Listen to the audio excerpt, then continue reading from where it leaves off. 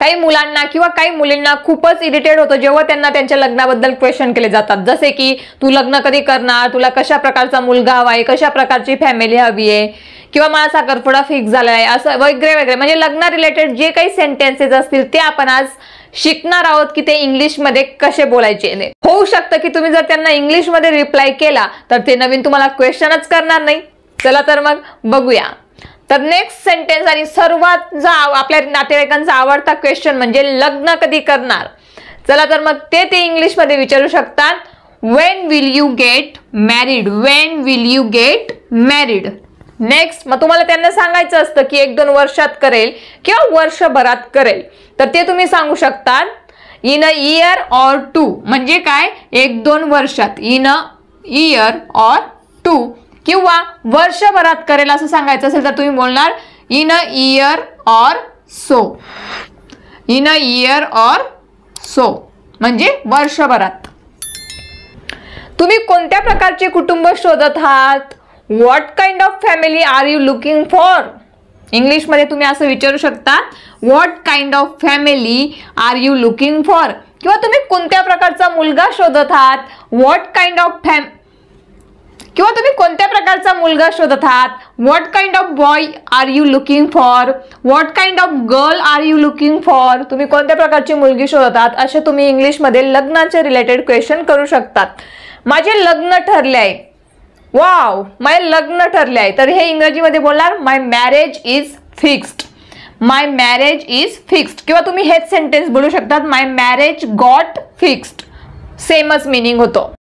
त्याच्यानंतर माझ्यासाठी लग्नाचा प्रस्ताव आलेला आहे, हेच जर आपल्याला इंग्लिशमध्ये बोलायचं असेल तर प्रस्तावला आपण बोलतो प्रपोजल.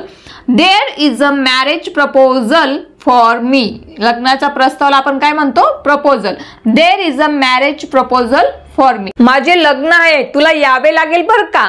आपण हे आपल्या मित्रांना फॅमिलीला सांगत असतो तर ते आपण इंग्रजीमध्ये बोलू शकतो, it's my marriage, you will have to come. तुला यावे लागेल, it's my marriage, you will have to come. केव्हाही आपल्याला एखादी गोष्ट यावी लागेल, करावी लागेल, यासाठी आपण यूज करत असतो हॅव टू चा. ओके. नेक्स्ट, एप्रिल मध्ये माझं लग्न आहे, my wedding is in April, my wedding is in April.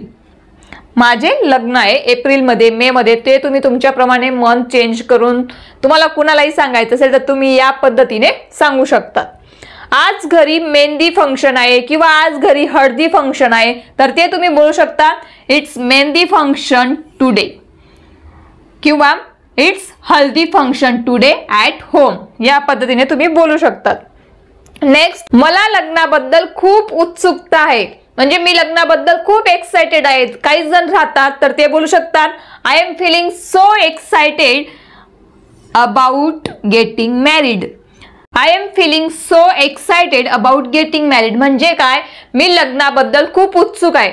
मग नंतर ते आरामात पश्चाताप करतात, ते नंतरची गोष्ट आहे, पण ते आता उत्सुक आहेत असं बोलायचं असेल तर तुम्ही बोलू शकता सो एक्साइटेड. नंतर मला लग्नाची खूप चिंता वाटत आहे, I am feeling so nervous about getting married. फक्त काय चेंज करायचंय, सो नर्वस. चिंता वाटत असेल असं बोलायचं असेल तर सो नर्वस, उत्सुक आहात तर सो एक्साइटेड.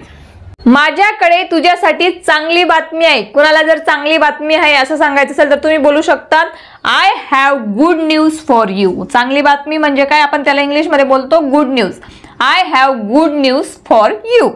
नेक्स्ट, किंवा तुम्हाला सांगायचं असेल पुढच्या महिन्यात माझा साखरपुडा आहे. साखरपुड्यालाच आपण बोलत असतो engagement. It's my engagement next month, किंवा पुढच्या महिन्यात माझं लग्न आहे, it's my wedding next month. या पद्धतीने तुम्ही बोलू शकतात. मला साखरपुडा झाला आहे तर तुम्ही बोलू शकतात आय गॉट एंगेज. तेच सेंटेन्स तुम्ही कसं बोलू शकतात, आय गॉट एंगेज. तर आय होप आजच्या व्हिडिओमध्ये आपण खूपच युजफुल सेंटेन्सेस बघितली.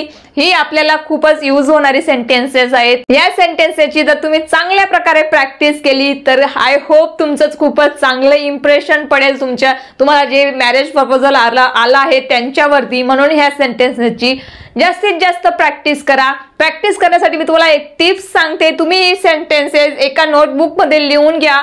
त्याची तुम्ही व्यवस्थित नोटबुक मध्ये रीड करून आरशासमोर बोलू शकता। तुम्हाला मिरर समोर उभं राहायचंय आणि सेंटेन्सेस बोलायची।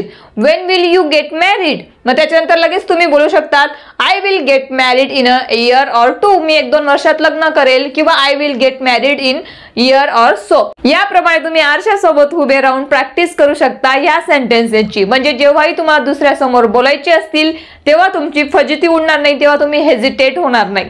जर तुमची व्यवस्थित प्रॅक्टिस झाली असेल तर आपण कॉन्फिडन्सने बोलतो।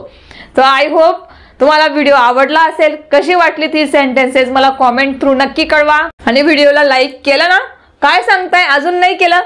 मग लगेच करा या व्हिडिओला लाईक, आणि आपल्या चॅनलवरती जर नवीन असणार तर चॅनलला सबस्क्राईब करा। अजून तुम्हाला कोणत्या प्रकारचे व्हिडिओ हवे तुम्ही मला सजेशन सुद्धा देऊ शकता, तेही कॉमेंट थ्रू। पण तुमचं अनमोल मत आम्हाला कळवायला विसरू नका। थँक्यू।